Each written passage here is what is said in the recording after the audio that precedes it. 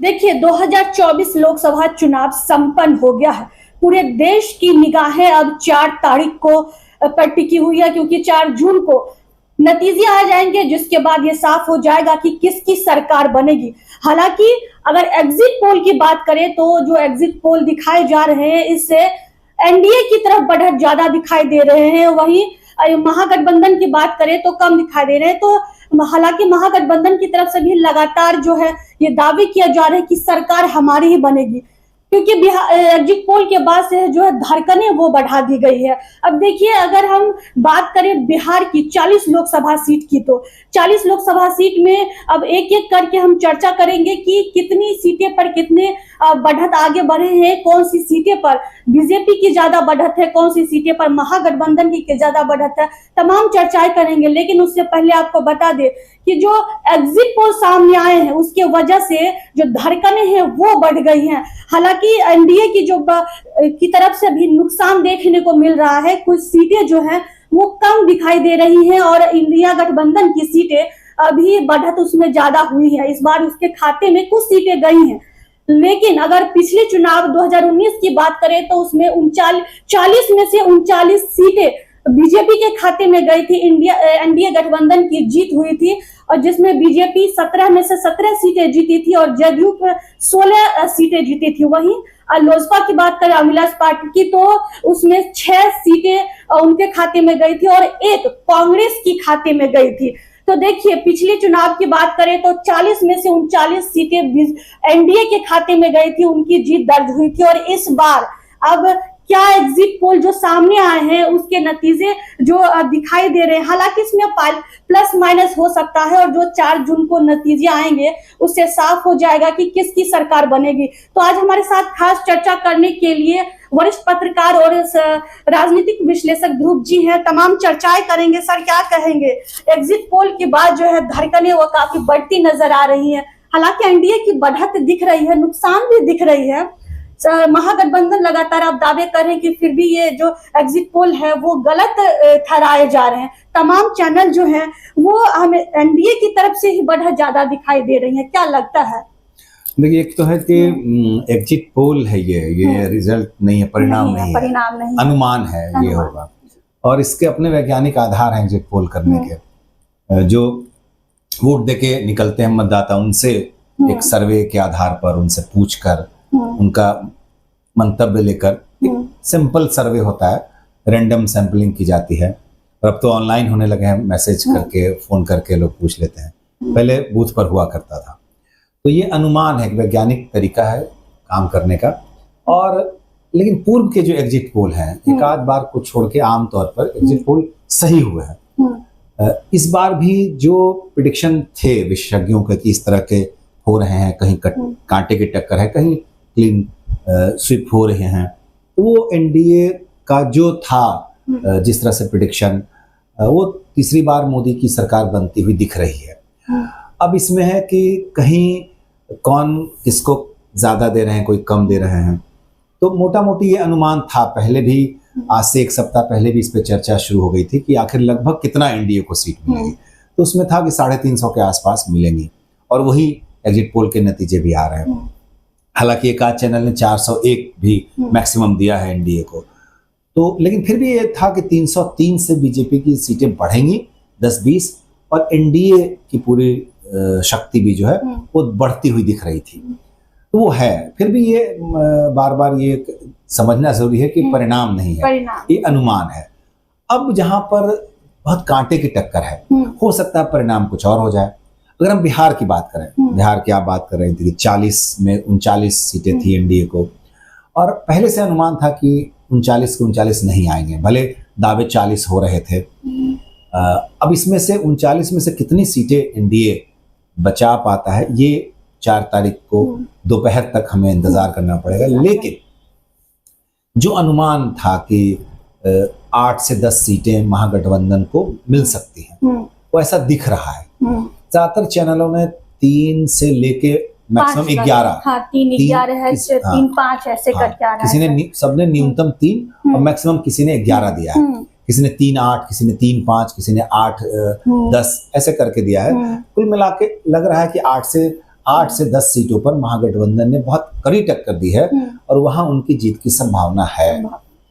जाहिर है हम लोग भी जब चर्चा कर रहे थे फेज वाइज हर चरण के बाद, तो ऐसा लग रहा था कि कुछ जगहों पे क्लीन शिप है एनडीए को, भाजपा को, लेकिन कुछ जगहों पर कांटे की टक्कर है। अब ये देखना है कि जो महागठबंधन सीटें जीतने की जिसकी संभावना व्यक्त की जा रही है वो किन की सीटें हैं। वहां क्या एलजेपी की सीट है, वो क्या जदयू की सीट है या फिर बीजेपी की सीट है। तो आप देखेंगे कि बीजेपी को ज्यादातर जगहों पे नुकसान होता नहीं दिख रहा है। 17 में हो सकता है कि 15-16 सीटें वो निश्चित तौर पर जीतेंगे, 17 के 17 भी निकल सकती हैं उनके लिए। लेकिन कुछ सीटें जो फंसी हैं जहाँ पे महागठबंधन बहुत कड़ी टक्कर दे रहा है और हो सकता है कि वो सीटें अपने कब्जे में कर ले। कुछ ज्यादातर सीटें वैसे जदयू की हैं और लोजपा की हैं। लोजपा के भी बारे में हालांकि लोजपा के बारे में कहा जा रहा था कि हो सकता है उनको नुकसान हो, ज्यादा नुकसान हो, लेकिन वो दिखा रहे हैं, सर्वे में आ रही है बात एग्जिट पोल में, कि उनको 1 सीट का नुकसान हो, 1 सीट का, 5 में से वो हो सकता है 4 सीटें निकाल लें। अब 1 सीट कौन होंगी? 2 सीट है वैशाली पे, थोड़ा बहुत कड़ी टक्कर आरजेडी के मुन्ना शुक्ला ने दी है वीणा देवी को, तो वो लग रहा है कि वो सीट, या फिर एक खगड़िया जहाँ राजेश वर्मा है, जो उनके चिराग के पासवान के दोस्त ही हैं। जी। तो ये दोनों सीट कह सकते हैं आप कमजोर करी लग रही है।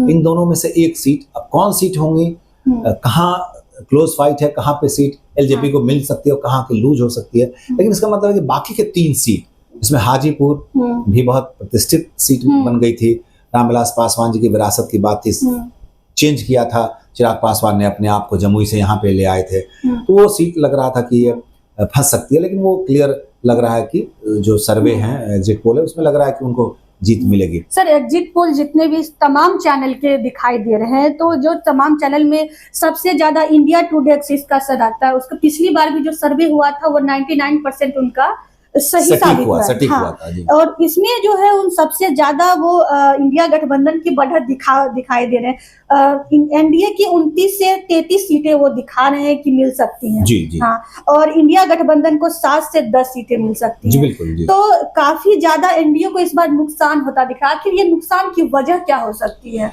देखिए, एक तो ये है कि इस बार जो मानना पड़ेगा कि बिहार में जितनी कड़ी टक्कर महागठबंधन ने दी है, जो एग्जिट रिपोर्ट है उसमें और जगहों पे कम है। बिहार में बहुत कड़ी टक्कर मिली और निश्चित तौर पर उसमें तेजस्वी यादव की भूमिका है। उन्होंने शुरू से ये मान के चल रहे थे कि हम पूरी मेहनत करेंगे और हमें सफलता मिलेगी। अभी भी वो दावा कर रहे हैं कि हम 15 से 20 सीटें जीतेंगे।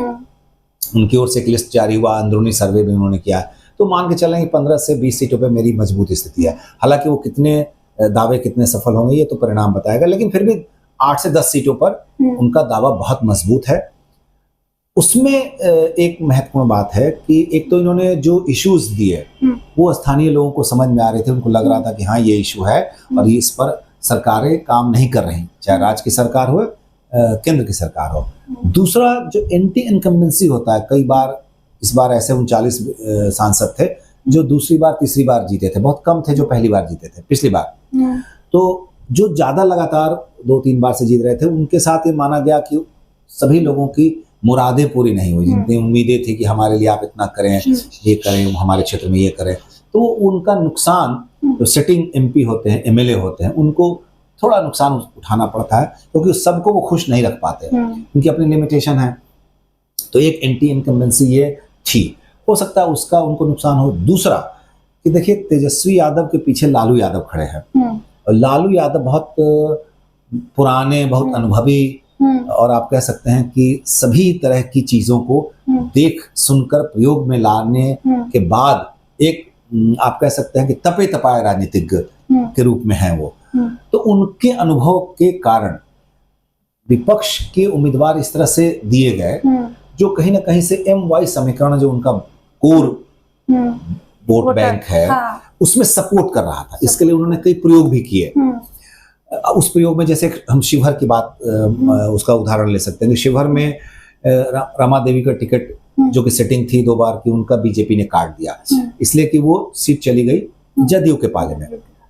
जदयू ने एक ऐसे उम्मीदवार को दिया जो बहुत चर्चित सांसद रहे हैं, आनंद मोहन, उनकी पत्नी को उतारा उन्होंने।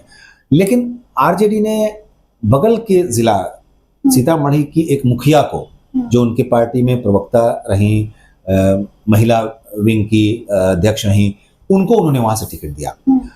और कारण ये था कि वो जो जिस जाति से आती हैं, वैश्य समुदाय से, तो उसका जो रमा देवी के टिकट कटने से जो वैश्य समुदाय का सपोर्ट वो चाहते थे कि नाराजगी को हम भुनाएं, वो रितु जायसवाल को मिलता दिखा भी, परिणाम भी हुआ। प्लस बगल में सीतामढ़ी जिले में भी सुनील कुमार पिंटू हुआ करते थे, वो वैश्य जाति से आते हैं, उनका टिकट इस बार कट गया, जदयू ने उनको टिकट नहीं दिया, तो वो एक फिर से मामला फिर वहां फंसा। ये कहने का तात्पर्य है कि ये जो इस तरह की जो रणनीति तैयार की लालू यादव ने, जिसको इम्प्लीमेंट करवाया तेजस्वी यादव से, और लगातार वो घूमते रहे, 250 से अधिक उन्होंने मीटिंग की, सभाएं की, रैली की, कुल मिला के मतलब पूरा उन्होंने, आप देखेंगे 243 विधानसभा सीट है और 251 मीटिंग्स की, यानी कि हर इलाके में, हर विधानसभा क्षेत्र में गए। और कई जगहों पे उनके अपने राजद के थे एमएलए, उनसे भी उनको सपोर्ट मिला। तो ये कड़ी टक्कर 8 से 10 सीटों पर मिली है, और वो परिणाम, मेहनत का परिणाम जो है वो दिख रहा है कि 8 से 10 सीटें मिल जाए तो कोई अतिशयोक्ति नहीं है। उनका दावा है कि हमें ज्यादा मिलेगी। हालांकि हमेशा अभी भी वो दावा कर रहे हैं कि सरकार हमारी बनेगी, लेकिन जो दिखाई दे रहे हैं एग्जिट पोल के अनुसार, उसमें सरकार एनडीए की सरकार बनती हुई दिखाई दे रही है। देखिए 19 में भी ये दावे किए गए थे, उस समय महागठबंधन नहीं था, लेकिन कांग्रेस लीड कर रही थी और कांग्रेस ने दावा किया था कि सरकार मेरी बन रही है। राहुल गांधी बहुत कॉन्फिडेंटली परिणाम से 2 दिन पहले भी कई इंटरव्यू में टेलीविजन को कह रहे थे कि मेरी सरकार बनेगी और मैं ओथ लूंगा। लेकिन परिणाम होते हैं, और एग्जिट पोल, फिर मैं कह रहा हूँ, अनुमान है। लेकिन फिर भी अनुमान को पूरी तरह खारिज नहीं किया सकता, क्योंकि वो बहुत वैज्ञानिक ढंग से लिए जाते हैं, लोगों के रुख वहां पे जाते हैं। तमाम जितने 40 लोकसभा सीट है या देश के जितने सीटें हैं, सब पे जाके जनता से बात करना, उनके मन को टटोलना, उसके बाद ये सर्वे आता है। तो कहीं सर्वे के पहले भी आप भी जब फील्ड में गए होंगे, देखे होंगे आप, देखिए एक जो, जैसे अगर हम काराकाट की बात करें, तो काराकाट में शुरू में लग रहा था कि पवन सिंह हो सकता है ये सीट अपने पास ले आए, लेकिन बाद में ऐसा लगा कि नहीं, वो तीसरा फैक्टर बन के रह गए। मुख्य लड़ाई में भी ऐसी संभावना है कि वो नहीं आ पाए, कारण वोट बैंक में वो सेंधमारी की कर सकते हैं, हो सकता है वो काराकाट में नुकसान पहुंचा सकते हैं एनडीए उम्मीदवार को, लेकिन जीतेंगे। एक जो महत्वपूर्ण बात है वो समझने की है कि जब भी कोई फील्ड में रिपोर्टर जाता है या मीडिया के लोग जाते हैं, तो देखिए मन मिजाज तो पता चल जाता है। ऐसा लगता है कि वो लोगों का प्रतिनिधित्व करते हैं और लोगों की जो भावना है उसकी अभिव्यक्ति होती है। इससे भी पता चलता है, आप देखेंगे कि जो सर्वे रिपोर्ट है, जो एग्जिट पोल है, ऐसा ही कुछ पहले भी हो रहा था। लोग अनुमान नहीं कर रहे थे कि 10 सीटों पर 10-8 सीटें महागठबंधन को मिल सकती है। दूसरी महत्वपूर्ण बात यह है, देखिए जहां पे संभावना है कि सीटें इनके खाते में जा सकती है, उनके खाते में जा सकती है, कई बार होता है कि बहुत कांटे की टक्कर में जो अनुमान है उससे 10% इधर उधर भी होता है, हो सकता है, होने की पूरी गुंजाइश रहती है। कारण वही है। लेकिन इस बार वो जो आप कह रहे थे कि एंटी इनकम्बेंसी वगैरह की जो बात है, उससे हो सकता है कि 3 लाख वोट से 2.5 लाख वोट से जीतते थे, वो अंतर कम जाए। क्योंकि पिछली बार रविशंकर प्रसाद लगभग 3 लाख वोट से जीते थे, 3 लाख से ज्यादा वोट से, हो सकता है वो 2 लाख वोट से जीते। तो 1 लाख वोट प्लस कह सकते हैं कि आप कांग्रेस के खाते में गया। लेकिन इसका मतलब ये नहीं कि वो सीट एंटी इनकम्बेंसी का इतना नुकसान हो जाए कि सीट चली जाए। ये सब भी फैक्टर मायने रखता है। इस लिहाज से हमको लगता है कि जो हवा है, और जिन राज्यों में उम्मीद थी कि ऐसा होगा, जैसे बंगाल में, अगर हम पड़ोसी राज्यों की बात करें, बंगाल में एनडीए गेन कर रही है, ऐसी संभावना पहले से व्यक्त की जा रही थी। क्योंकि पिछले विधानसभा चुनाव में 2 से उनकी सीटें बढ़कर 70-80 हो गई, 75 हो गई। तो ये इतना विधानसभा में आगे बढ़ना, और फिर उसके बाद लोकसभा का चुनाव भी हो रहा है, तो इसमें कहीं ना कहीं से उनको इस बार भी, दूसरा कि मोदी जी भाई प्रधानमंत्री थे, उनके पास पूरे देश की जो विकास की योजना है उसका लाभ हर देश के हर हिस्से में मिला है। तो उसके कारण भी लोग, बहुत सारी योजनाओं का लाभ मिला है, तो चाहे बंगाल के लोग हैं, तमिलनाडु के लोग हों, या नॉर्थ ईस्ट के लोग हों, हर किसी ने उसका लाभ लिया है। तो वो भी उनको लगता है कि देश की सरकार जो हमारे लिए काम कर रही है, हमको इसका ये लाभ मिल रही है, तो वो वोट में टर्न हो जाते हैं। तीसरी जो महत्वपूर्ण बात है वो है कि स्थानीय लोग इस बात को महसूस करते हैं कि ये चुनाव स्थानीय मुद्दे के लिए नहीं है, स्थानीय लोगों के लिए नहीं है, ये केंद्र की सरकार केंद्र की सरकार। हो सकता है वो फिर बाद में अगली बार विधानसभा चुनाव में कुछ और निर्णय करें किसको वोट देना है, लेकिन अभी उन्होंने ऐसा मन बना लिया था। ये जो भी पत्रकार, चाहे वो सीनियर पत्रकार हो या फिर शुरू के नए दिनों के पत्रकार हो, सबने महसूस किया कि लोगों ने मन मिजाज इस तरह से बनाया था और देश का मूड ये है कि मोदी जी को तीसरी बार प्रधानमंत्री बनना चाहिए। और शायद यही कारण है कि उन्होंने इस तरह से पोल किया है, जो एग्जिट पोल में नतीजे सामने आ रहे हैं। तो सर हम लोग बिहार की पूरी 40 सीटों पर, लोकसभा सीटों पर चर्चा करेंगे कि आखिर किस सीट पर कौन आगे जीत सकते, क्योंकि जनता में भी काफी उत्साह है जानने की, तो हम लोग उस पर सीधे से जाते हैं सर। तो सबसे पहले हम लोग औरंगाबाद की बात कर लेते हैं सर। यहाँ से बीजेपी से सुशील कुमार सिंह थे और आरजेडी से अभय कुमार कुशवाहा की टक्कर थी, तो यहाँ से कौन निकल सकते हैं, क्या कहें? यहाँ ज्यादातर लोगों का अनुमान है कि यहाँ एनडीए को कोई दिक्कत नहीं होगी, सुशील कुमार सिंह आराम से निकल जाएंगे। अभय कुमार कुशवाहा उनके नहीं हो पाएंगे, वोट नहीं काट पाएंगे। नहीं, निश्चित उनको भी वोट मिलेगा। देखिए आमने सामने की टक्कर में वोट बंटते हैं, तो लेकिन फिर भी इतना वोट उनको नहीं मिलेगा कि वो विजयी उम्मीदवार हो जाए। अच्छा। कांटे की जहाँ टक्कर है वहां पे लग सकता है कि कौन जीतेगा कहाँ नहीं जा सकता, लेकिन यहाँ पे ऐसा लग रहा है कि यहाँ पर कोई दिक्कत नहीं सुशील कुमार सिंह निकल पाएंगे। जी। सर गया में तो जीतन राम मांझी एनडीए से आरजेडी से कुमार सरजीत की टक्कर, क्या लगता है जीतन मांझी इस बार भी निकल जाएंगे? हाँ, ठीक है। सरजीत की तरफ से भी काफी उत्साह देखने को मिला, सपोर्ट मिला जनता का, तो मांझी से खुश काफी लोग नाराज भी दिखे, तो मांझी निकाल पाएंगे इस बार? कारण यही है कि वो जो वोटर हैं वो मांझी के बजाय कई बार वो देखते नहीं, हमको प्रधानमंत्री, अगर इनको नहीं जिताएंगे तो प्रधानमंत्री कैसे बनेंगे मोदी। तो वो जो सपोर्टर्स हैं, वो जो फ्लोटिंग वोटर हैं, वो उन्होंने मन बनाया है कि हम मांझी को जिताएंगे। तो हो सकता है कि मांझी निकल सकते हैं। जी, कोई दिक्कत। नवादा की सर बात करते, बीजेपी में विवेक ठाकुर है और आरजेडी से श्रवण कुमार कुशवाहा है।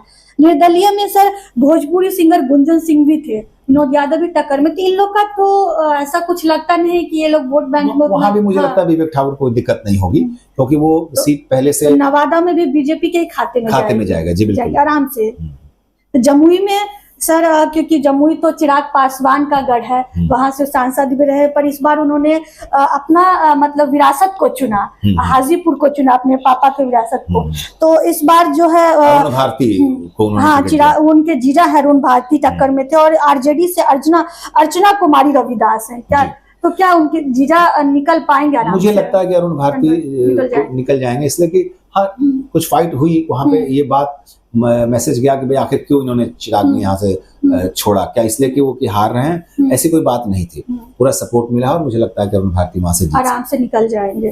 तो ये सर दूसरे फेज की बात कर लेते हैं। पहले चरण की तो हम लोग देखे ज्यादातर बीजेपी में ही बढ़त दिखाई दे रही है, तो हम लोग अब दूसरे फेज की बात करते हैं। तो दूसरे फेज में किशनगंज आ जाता है सर। आरजेडी से मास्टर मुजाहिद आलम है, कांग्रेस से जावेद आजाद और एएमआईएम से अख्तरुल इमाम है। तो क्या लगता है इस किशनगंज वो सीट है जो जो पिछली बार कह सकते हैं आज की तारीख में महागठबंधन ग्रुप है, उसमें अगर किसी हो गई थी तो वो कांग्रेस को मिली थी, और बाकी 39 सीट एनडीए के पास थे। तो ये सीट निश्चित तौर पर अगर महागठबंधन के पास पहले से है तो उनका दावा है, और इस बार कोशिश भी उनकी है, ऐसा लग रहा है, क्योंकि त्रिकोणीय मुकाबला है। इस बार ओवैसी की पार्टी भी वहां उम्मीदवार के साथ है मैदान में, लेकिन मुझे लगता है कि ये महागठबंधन को मिल सकता है अगर ओवैसी फैक्टर काम करता है और वो वोट अगर कांग्रेस का वोट काटते हैं, कांग्रेस उम्मीदवार का, तब ये सीट जदयू के खाते में जा सकती है। अन्यथा ये सीट कांग्रेस को मिलती हुई दिखती है। मुझे लगता है कि उस बार भी प्रतिशत उनका 65% उनको वोट वहां पे जितने पोल हुए थे उसमें मिले थे, तो उस लिहाज से मुझे लगता है कि उनका दावा यहाँ मजबूत है, ये सीट महागठबंधन को मिलती हुई दिख रही है। अच्छा, तो इस बार भी किशनगंज में कांग्रेस की बाजी मार सकते हैं? जी बिल्कुल बिल्कुल। जी बिल्कुल। कटिहार की बात कर लेते हैं सर। जदयू से सांसद दुलाल चंद गोस्वामी हैं और कांग्रेस से तारिक अनवर हैं। हाँ, ये सीट भी ऐसी सीट थी जहां पर महागठबंधन ने अपनी पूरी मजबूत कह सकते हैं आपकी बिसात की, और उसमें कड़ी टक्कर भी दी है। तारिक अनवर पहले भी सांसद रहे हैं वहां से, और विपक्ष के बढ़िया एक चेहरा है, लेकिन दुलाल चंद गोस्वामी सांसद हैं, सिटिंग हैं, जदयू के हैं, और उनको सपोर्ट मिला है, तो ऐसा लग रहा है कि वो गोस्वामी जीत सकते हैं वहां से। ज्यादा सर बीजेपी में बढ़त नहीं जा रही है। सर पूर्णिया की बात कर लेते हैं। पूर्णिया से जदयू से संतोष कुमार कुशवाहा है, आरजेडी से बीमा भारती तो विवाद में रही, आप तो जानते ही हैं। निर्दलीय से पप्पू यादव है। जी बिल्कुल। तो पप्पू यादव तो काफी मतलब भारी पड़ रहे थे शुरू से ही पूर्णिया सीट को लेके, क्या लगता है? एक कई सर्वे में आपने गौर किया होगा, एग्जिट पोल में एक सीट अन्य को बताया जा रहा था। वो एक सीट जो अन्य है वो पूर्णिया ही है, क्योंकि निर्दलीय खड़े हैं और मजबूत दावेदारी है। निर्दलीय होने के बाद भी हमें याद रखना है कि वो 3 बार निर्दलीय के रूप में पप्पू यादव वहां से जीतते रहे। स्थानीय मेहनत भी उन्होंने किया जी जी। हाँ। उनकी पत्नी भी सांसद रही हैं, तो ये पूर्णिया से उनका लगाव, उनका रिश्ता, और उन्होंने जब कहा कि मैं मर जाना पसंद करूंगा लेकिन पूर्णिया नहीं छोड़ूंगा, उनको महागठबंधन ने ऑफर किया कि आप दूसरी जगह से लड़ लीजिए, उन्होंने एकदम मना कर दिया, बोले पूर्णिया से ही लड़ेंगे। तो पार्टी भी वो अपना विलय कर लिए, उनके बाद भी उनको काफी झेलना पड़ा है। नहीं, वो चाहते थे कांग्रेस मुझे यहाँ से टिकट दे, जब कांग्रेस में गए भी थे इसीलिए, लेकिन कांग्रेस ने नहीं दिया। अब माना जाता है कि महागठबंधन में जो डिसीजन हुआ उसमें लालू जी का वीटो था कि उनको टिकट न दिया जाए, तो शायद अंदरूनी बात यही कही जा रही है। लेकिन बहरहाल उन्होंने पूर्णिया से अपना लगाव बनाए रखा, निर्दलीय के रूप में अपना दाखिल किया। कांग्रेस ने भी उन पर कोई कार्रवाई नहीं की। ये कहीं ना कहीं से संकेत थे कि शायद कांग्रेस भी चाहती है कि वो जीत जाए और फिर हमारी तरफ आ जाए। लेकिन तमाम चीजों के बाद भी पूर्णिया सीट माना जा रहा है तो वो पप्पू यादव के खाते में जा सकती है। और एक अन्य जो कई एग्जिट पोल ने अन्य एक को दिखाया है, वो अन्य पूर्णिया ही है। तो भागलपुर में जदयू से अजय मंडल और कांग्रेस से अजीत शर्मा की टक्कर देखना, भागलपुर में क्या लगता है? कौन अजय मंडल की दावेदारी ज्यादा है। लग रहा है कि अजय मंडल जीत, अजीत शर्मा नहीं कर पाएंगे। अजीत शर्मा शायद, क्योंकि वहाँ जो समीकरण है, जो आप कह सकते हैं जातीय समीकरण है, सामाजिक समीकरण है, वो अजय मंडल को सपोर्ट कर रहा है। अजय मंडल। चलिए बांका की ओर तरफ चलते हैं। बांका से जदयू से गिरधारी यादव है और आरजेडी से जयप्रकाश यादव है। यहाँ क्या उम्मीद लगती है? गिरधारी यादव पहले से वहाँ है। जयप्रकाश नारायण यादव भी दिग्गज नेता है, कह सकते हैं कि लालू जी के जमाने में हनुमान हुआ करते थे, मंत्रिमंडल के भी सदस्य थे। काफी मजबूत दावेदारी है उनकी, कांटे की टक्कर है, दोनों एक ही जाति से आते हैं। लेकिन फिर भी यहाँ पे माना जा रहा है गिरधारी यादव बाजी मार सकते हैं। सर दूसरे चरण तो खत्म हो गई, तीसरे चरण की ओर बढ़ते हैं। तीसरे चरण से झंझारपुर से शुरुआत होती है। सर झंझारपुर में जदयू से रामप्रीत मंडल है, वीआईपी से सुमन कुमार महासेठ है और बीएसपी से गुलाब यादव है। तीनों का मुकाबला इसमें देखा गया है। बीएसपी गुलाब यादव मजबूत कैंडिडेट माने जा सकते हैं, और यही नुकसान करेगा महागठबंधन को, क्योंकि यादव कम से कम अपना यादव वोट तो निश्चित लेंगे और यादव समाज में उनकी पैठ है और वो वोट अपनी तरफ खींचेंगे। ये नुकसान करेगा। इस लिहाज से हमको लगता है रामप्रीत मंडल वहां से निकल सकते हैं, उनको दिक्कत नहीं होगी, आराम से निकल जाएंगे। जी। सुपौल में सर, सुपौल में जदयू से दिलेश्वर कामत है और आरजेडी से चंद्रहास चौपाल है, क्या लगता है? यहाँ भी हमको लगता है दिलेश्वर कामत जीत सकते हैं, जदयू अपनी सीट बचा लेगी। तो सर ज्यादातर तो सर बीजेपी की एनडीए की तरफ ही सीट खाते में जा रही है, तो फिर महागठबंधन की सीटें तो फिर दावे में कैसे आ रही है? 7 से 10 के आंकड़े कैसे आ रहे हैं? मैक्सिमम 7 से 10 बताया जा रहा है, लेकिन न्यूनतम 3 बताया जा रहा है। तो 3-4 सीटें तो निश्चित तौर पर महागठबंधन को जाएगी, जा सकती है। जी। अररिया में की ओर चलते हैं। अररिया में बीजेपी से प्रदीप सिंह है और जेड से शाहनवाज आलम है। जी, यहाँ भी प्रदीप सिंह काफी अच्छी स्थिति में है, क्योंकि अररिया एक ऐसी जगह है जहां पर माना जाता है कि थोड़ा सा वो पूर्वांचल का इलाका है, सीमांचल का इलाका है, वहां पर थोड़ा सा ये रहता है कि भाई वोटों का ध्रुवीकरण होता है। तो उस लिहाज से मुझे लगता है कि अररिया सीट मिल सकती है। मधेपुरा में सर जदयू से दिनेश चंद्र यादव है, आरजेडी से चंद्रदीप यादव है। पहले से ही मधेपुरा में दिनेश चंद्र यादव को लेके कहा जा रहा था जीतेंगे, क्योंकि चंद्रदीप यादव हालांकि प्रोफेसर हैं, युवा है, पहली बार खड़े हुए, वो एक सांसद के पुत्र हैं, वहां पे जीतते रहे मधेपुरा से। लेकिन इस बार मुझे लगता है कि वो जमीन से जुड़े हुए नेता नहीं रहे वहां पर, इसलिए शायद उनको उतना सपोर्ट नहीं मिला। हालांकि अच्छा दोनों एक ही जाति से हैं, तब मधेपुरा में मुझे लगता है चंद्रदीप जी के लिए थोड़ी मुश्किल है। ऐसे में दिनेश चंद्र यादव बाजी मार सकते हैं। शुरुआत से ही मधेपुरा को लेकर दावा किया जा रहा था कि दिनेश चंद्र यादव ही निकलेंगे, लीजेंड नेता है वहाँ के पहले से। चलिए सर खगड़िया की बात कर लेते हैं। खगड़िया में तो एलजेपीआर से राजेश वर्मा है, चिराग के अच्छे नजदीकी दोस्त है, और दूसरे से ये महागठबंधन से टिकट मिला सीपीआईएम को सर संजय कुमार कुशवाहा जी। यहाँ पर देखिए राजेश वर्मा जी के साथ ये दिक्कत है कि दो सीट कही जा रही थी शुरू से कि एलजेपी को दिक्कत होंगी, उसमें वैशाली थी और एक खगड़िया थी। अब इस ऐसी में स्थिति में कितना सपोर्ट मिला है उनको, ये थोड़ा देखना दिलचस्प होगा। एक कांटे की टक्कर यहाँ कह सकते हैं। हालांकि ये नहीं कह सकते कि राजेश वर्मा लूज करेंगे, क्योंकि ज्यादातर जो एग्जिट पोल आए हैं उसमें से 4 सीटें एलजेपी को मिली है, 5 में से बस एक ही सीट है जो इधर उधर हो सकती है। अब इसमें से वैशाली लूज करेंगे, एलजेपी करेगी या फिर खगड़िया करेगी, ये दोनों देखना दिलचस्प होगा। लेकिन मुझे लगता है कि अंततः खगड़िया सीट निकल जाएगी। क्योंकि जनता का भी जब मिजाज जानने की कोशिश की तो जनता का भी मन में ये था कि कुछ जनता जो है वो बोल रहे थे कि बाहरी से आए हुए हैं, बाहर हैं, तो हम बाहरी को सपोर्ट नहीं करेंगे। कुछ सपोर्ट में भी थे, तो क्या बाहरी का उनका ये इफेक्ट कर पाएगा? देखिए, शुरू के दिनों में जब जो बातें आती हैं वो आदमी बोलता है, लेकिन जब वोट देने तक की स्थिति आती है तब तक सीन बदल जाता है।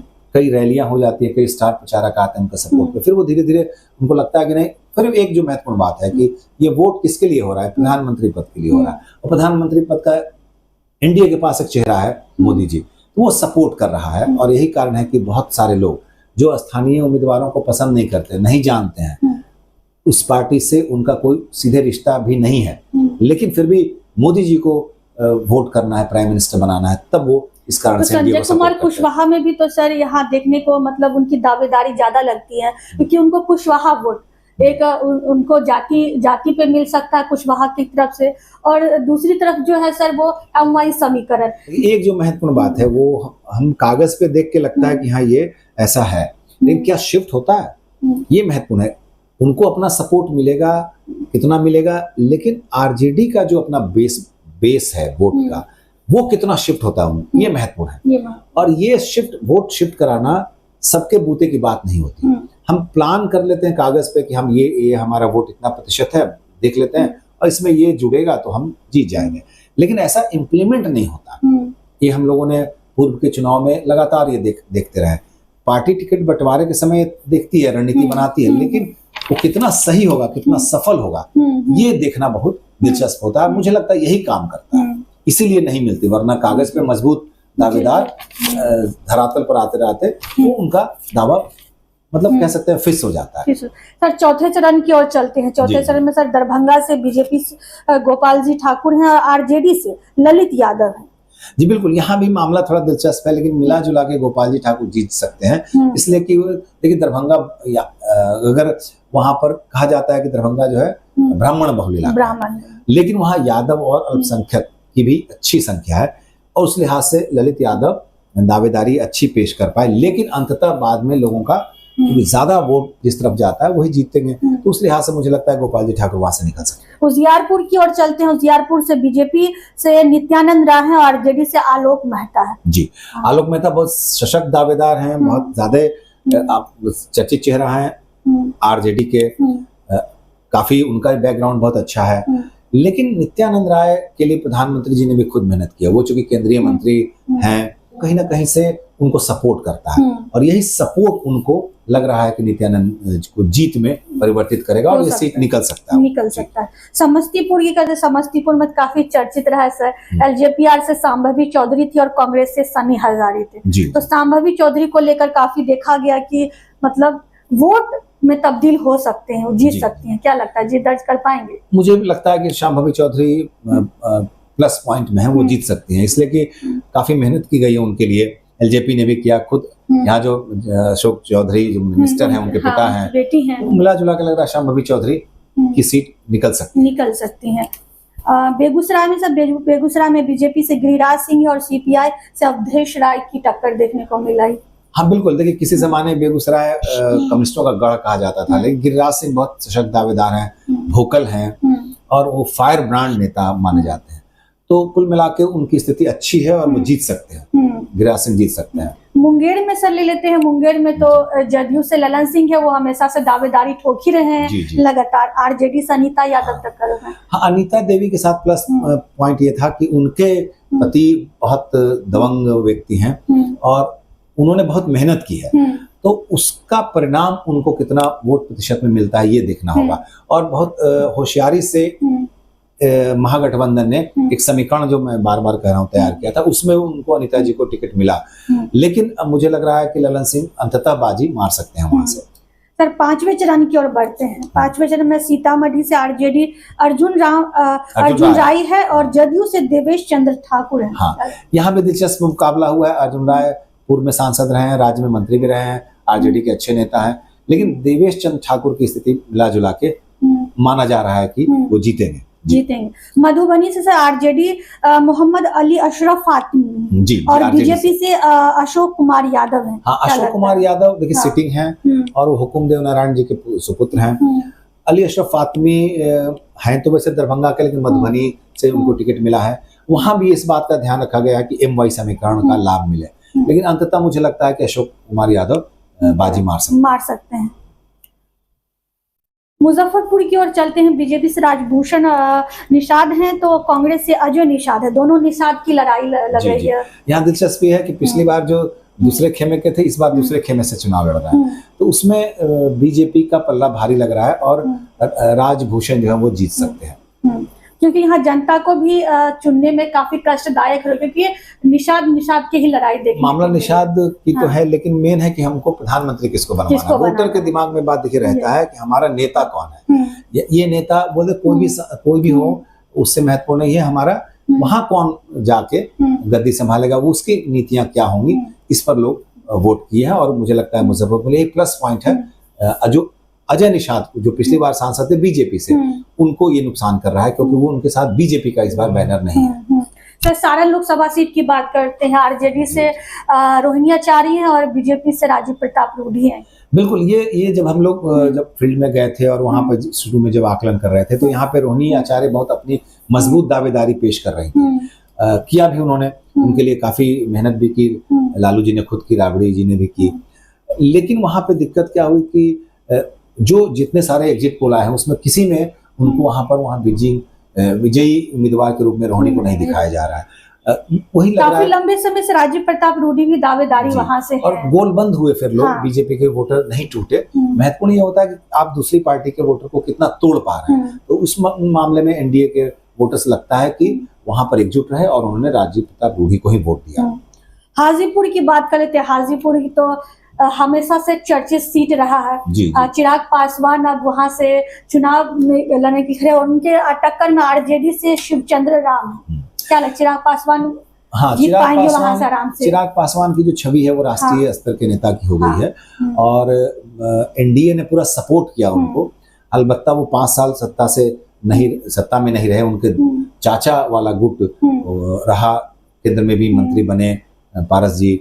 लेकिन कुल मिलाकर विरासत की जो लड़ाई थी, और रामविलास पासवान के साथ हाजीपुर का एक अलग रिश्ता है और यही कारण है कि इस बार चिराग को हाजीपुर से पूरा सपोर्ट मिला। शिव चंद्र राम राज्य में मंत्री थे, आरजेडी के अच्छे वर्कर हैं, जमीन से जुड़े नेता हैं, लेकिन मुझे लगता है कि कहीं ना कहीं चिराग पासवान निकल सकते हैं। हाँ, उनका प्लस पॉइंट है। सातवें माफ कीजिएगा, छठे चरण की ओर बढ़ते हैं। छठे चरण वाल्मीकि नगर से आरजेडी से दीपक यादव है और जदयू से सुनील कुमार है।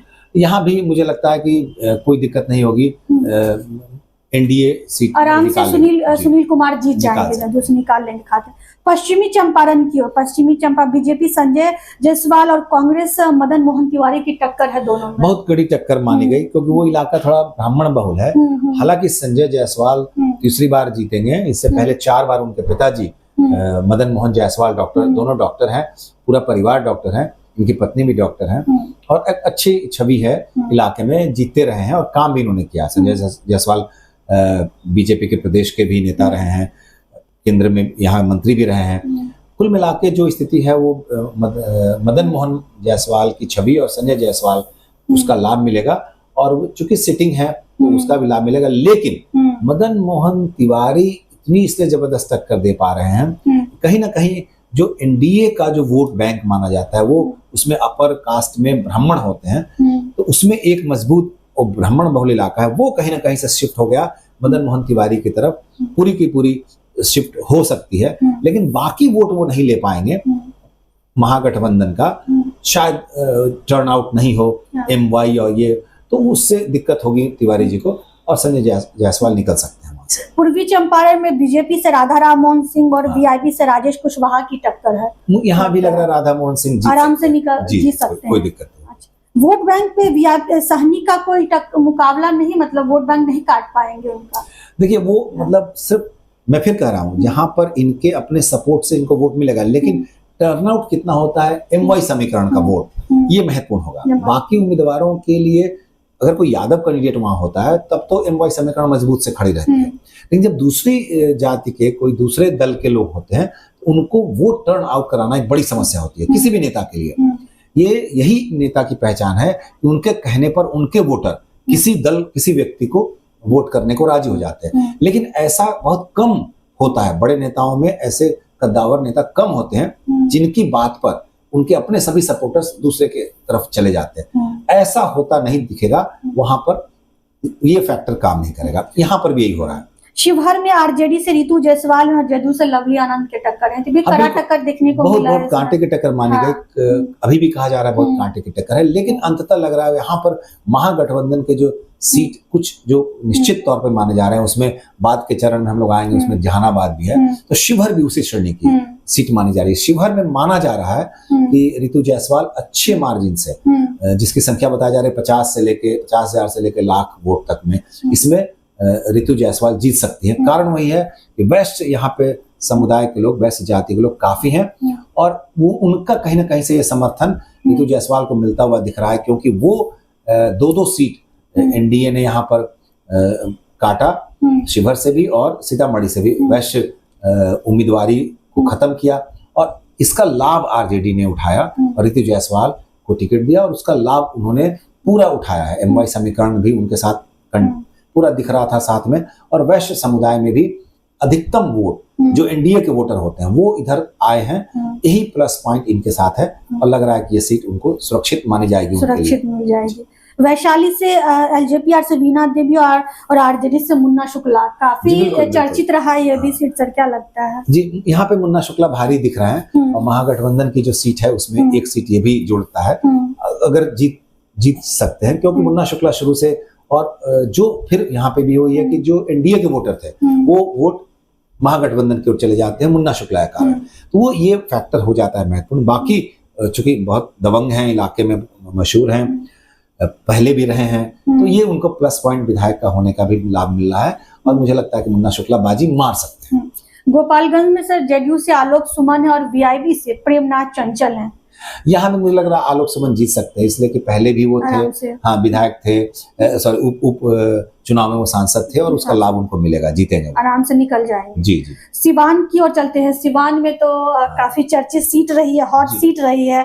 जेडीयू से विजय लक्ष्मी कुशवाहा है, आरजेडी से अवध बिहारी चौधरी है और निर्दलीय से हिना साहब को लेकर काफी रहा। जी, हिना साहब के साथ भी प्लस पॉइंट अगर होगा तो ये होगा, क्योंकि वो जदयू का नहीं बल्कि आरजेडी का ही नुकसान करेंगे। एमवाई समीकरण पर आरजेडी टिका हुआ है और अगर हिना साहब की तरफ मुसलमान आ जाते हैं तो ये प्लस पॉइंट है उनका। लेकिन महत्वपूर्ण ये होगा कि क्या इसके अतिरिक्त कौन उनको सपोर्ट कर रहा है, क्या बीजेपी के जो वोटर हैं, अपर कास्ट के वोटर हैं या व्यवसायी वर्ग के वोटर, वो उनकी तरफ जाएंगे, क्या कितना गए, ये दिलचस्प होगा। हालांकि माना जा रहा है कि वो कड़ी टक्कर इन्हें जीत भी सकती है, लेकिन मेरा व्यक्तिगत आकलन है कि नहीं, ऐसा तभी होगा जब आरजेडी का पूरा वोट बैंक पूरा खिसक के हिना साहब पे चला गया हो, और ऐसा लगता नहीं दिख रहा।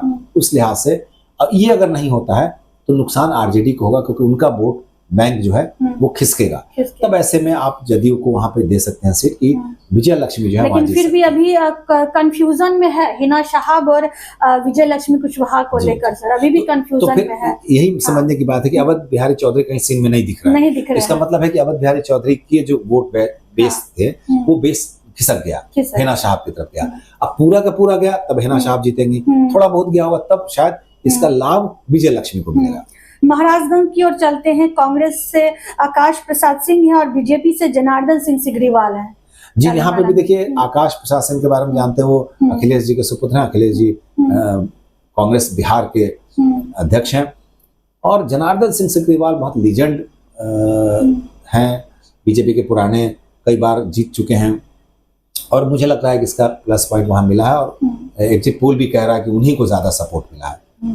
सातवें चरण की ओर चलते हैं, सातवें और आखिरी चरण सर, इसके बाद समाप्त हो जाएगी सारे चरणें। नालंदा की बात करते हैं, नालंदा से जदयू से कौशलेंद्र हैं और CPIML से संदीप सौरभ की टक्कर देखने को मिली। संदीप सौरभ जी ने मेहनत की, युवा चेहरा है, लेकिन हमको लगता है कि यहाँ कौशलेंद्र जी को कोई दिक्कत नहीं हुई है। इतने मार्जिन से जीतते हैं ये आकलन होना है, क्योंकि ये नीतीश जी का क्षेत्र है, नीतीश जी का गृह जिला है, नीतीश जी ने बहुत काम किया है, वहाँ जितनी चीजें हैं सब नीतीश जी का है। मतलब आप कह सकते हैं नीतीश के अलावा वहाँ कोई नहीं है, और इस बात को लालू यादव भी जानते हैं। तो यहाँ कौशलेंद्र जी को कोई दिक्कत नहीं होगी, वो चौथी बार बाजी मार लेंगे। मुख्यमंत्री नीतीश कुमार की गढ़ की वजह से ये आराम से निकल जाएंगे, पहले से भी वो दबदबा बनाए हुए ही थे।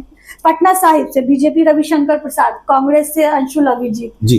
पहले से ऐसा लग रहा था कि बहुत कड़ी टक्कर दे रहे हैं अंशुल अभिजीत, लेकिन कल के चुनाव के बाद ऐसा फिर लगा कि नहीं, ऐसा कुछ नहीं हुआ है।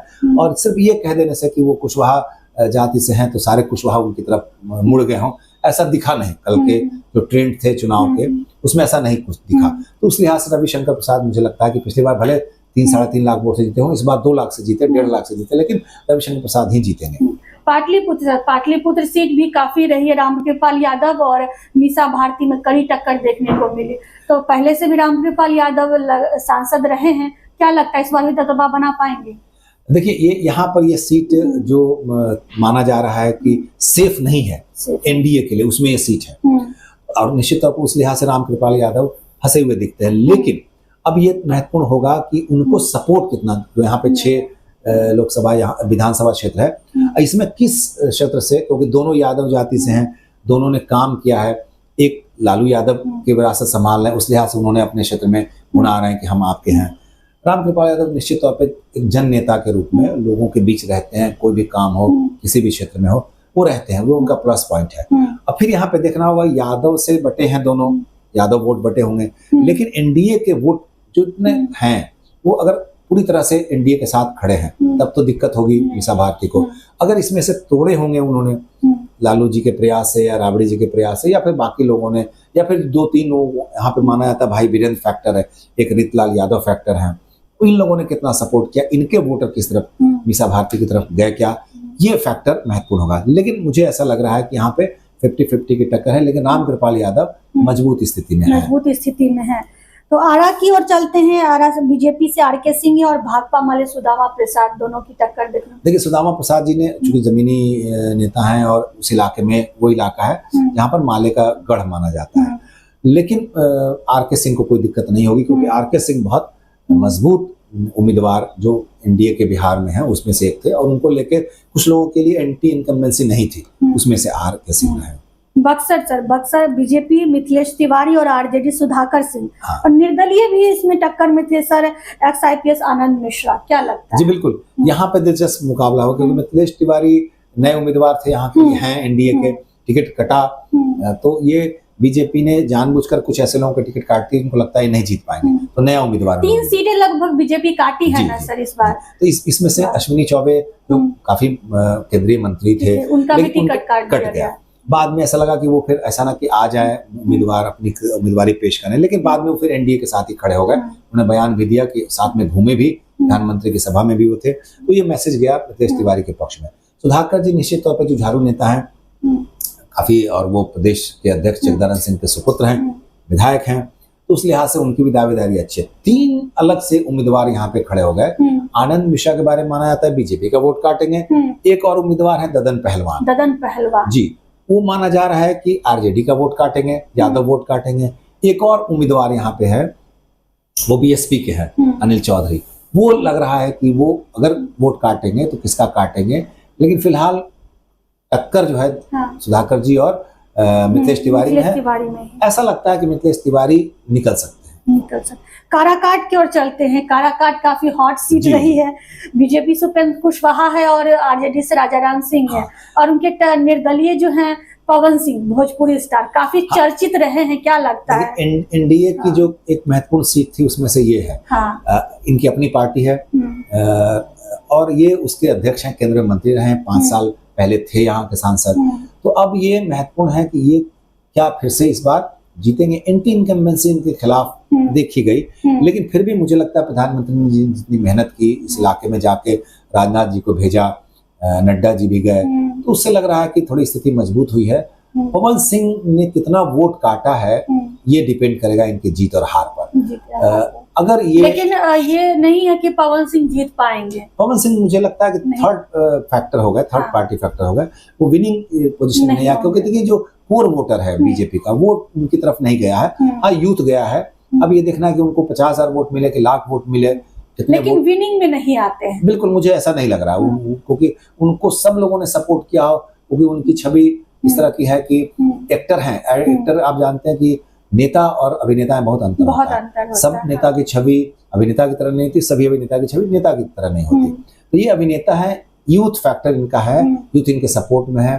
आप कह सकते हो कुछ पागलपन की हद तक है, लेकिन वो सभी के सभी वोट में तब्दील नहीं होंगे और दूसरी पार्टियों के वोट भी वो नहीं निकाल पाएंगे। इसलिए यहाँ से पवन सिंह की दावेदारी अच्छी थी, लेकिन वो जीतेंगे ऐसा नहीं लग रहा फिलहाल। सासाराम में सर बीजेपी शिवेश राम है, तो कांग्रेस से मनोज कुमार है। मुझे लगता है यहाँ पे शिवेश राम जी को कोई दिक्कत नहीं होगी, सुरक्षित सीट हाँ वो मिलेगी। वो भी अच्छे बैकग्राउंड के हैं, मुनीलाल जी। जहानाबाद सर आखिरी सीट जी, जहानाबाद जदयू से चंदेश्वर चंद्रवंशी और आरजेडी से सुरेंद्र प्रसाद है। देखिए सुरेंद्र यादव जीतेंगे, सुरेंद्र प्रसाद यादव जो है वो जीत जाएंगे लग रहा है ऐसा, इसलिए कि पिछली बार महज 1751 वोट से यानी 1750 वोट से हारे थे। और कारण उसका था कि लालू यादव जी के एक सुपुत्र तेज प्रताप जी ने एक उम्मीदवार को वहां खड़ा कर दिया था और बहुत वोट सुरेंद्र यादव का उन्होंने काट लिया था। इस बार ऐसा नहीं लग रहा है। इस बार आरजेडी ने बहुत अच्छी बिसात वहां बिछाई, और जो एक वो भूमियार बहुल इलाका माना जाता है। पिछली बार नीतीश जी ने प्रयोग किया था चंदेश्वर चंद्रवंशी जी को टिकट देके, इस बार फिर उनको टिकट रिपीट हुआ है, लेकिन वो अपनी सीट बचा पाए, ये थोड़ी मुश्किल रेस लग रही है। और ये जो सीटें फंसी हुई हैं एनडीए की उसमें से एक है। कारण वही है कि जो भूमिहार जाति के एक उम्मीदवार भी वहां पे आ गए हैं अरुण कुमार, और दूसरा कि जगदीश शर्मा एक फैक्टर है, वहां के बड़े नाम है, वो माना जा रहा है कि आरजेडी की तरफ शिफ्ट हो गए हैं। ये अगर हुआ है तो फिर सुरेंद्र यादव को जीतने से कोई नहीं रोक सकता वहां। तो सर सात चरण जो है सर, 7 चरण में हमने विस्तार से चर्चा की एक एक सीट को लेकर कि क्या कुछ नतीजे सामने आएंगे। तमाम चर्चाएं के बाद देखिए अब लग रहा है कि जो एनडीए की जो है वो ज्यादा इसमें बढ़त देखने को मिली है, और इंडिया गठबंधन की सीटें जो है वो आएंगी, लेकिन सरकार की तरफ जो दिखाई दे रही है वो एनडीए की सरकार दिखाई दे रही है। मैं फिर कह रहा हूँ, देखिए इन्होंने खुद दावा किया कि 15 सीटें मुझे मिलेंगी, तो 15 सीटें खुद आरजेडी वाले दावा कर रहे हैं कि निश्चित हम 15 में भी मान के चलेंगे 10 हमारी होगी। तो उस लिहाज से मुझे लगता है कि 7-8 सीटों पर उनका दावा है। अब इसमें से कितनी वो निकाल पाते हैं, कुछ तो लग रहा है निकल जाएंगे। तो यही इसीलिए कोई सर्वे उनको 3 दे रहा है, कोई 5 दे रहा है, कोई 7 दे रहा है, लेकिन 10-11 से कोई अधिक नहीं दे रहा है महागठबंधन को। उसमें इनकी भूमिका कितनी सीटों पर है, एक आध अन्य को भी है, एक कांग्रेस को भी है। तो उस लिहाज से मुझे लगता है कि 3-4 सीटें आरजेडी को मिल सकती हैं। महागठबंधन को पूरे अगर 7-8 मिलते हैं तो वो स्थिति कमोबेश सही है। मुझे लग रहा है आकलन भी सही है। अलबत्ता बहुत क्लोज फाइट में एक आध सीट इधर उधर हो जाए तो हो सकता है। तो देखिए हमने तमाम चर्चाएं की विस्तार से, बिहार की 40 लोकसभा सीटों पर एक एक सीट पर चर्चा की कि किस तरह से कौन सी पार्टी किस पर दावेदारी ज्यादा भारी पड़ रही है। बीजेपी को कितने वोट मिलेंगे, जदयू को कितने वोट मिलेंगे, कांग्रेस को कितने वोट मिलेंगे, आरजेडी को कितने वोट मिलेंगे। और ये अनुमान है। हम लोगों ने अनुमान लगाया। अभी जो 4 तारीख को रिजल्ट आएंगे, 4 जून को रिजल्ट आएंगे, उसके बाद ही ये साबित हो पाएगा कि किसको कितने वोटर्स मिले हैं। क्योंकि अभी जो एग्जिट पोल जारी हुए, जो सर्वे जारी हुए हैं, ये अनुमान लगाया गया है कि एनडीए की बढ़त ज्यादा है। और हालांकि इस बार एनडीए को नुकसान हुआ है, काफी सीटों का नुकसान हुआ है, इंडिया गठबंधन को कुछ सीटों का फायदा हुआ है, लेकिन सरकार जो है एनडीए की तरफ बढ़ती हुई दिख रही है। अब 4 जून को नतीजे आएंगे, उसके बाद ही सब कुछ साफ हो जाएगा कि प्रधानमंत्री नरेंद्र मोदी तीसरी बार गद्दी पर विराजमान होते हैं या नहीं। तब तक के लिए 4 जून का इंतजार रहेगा।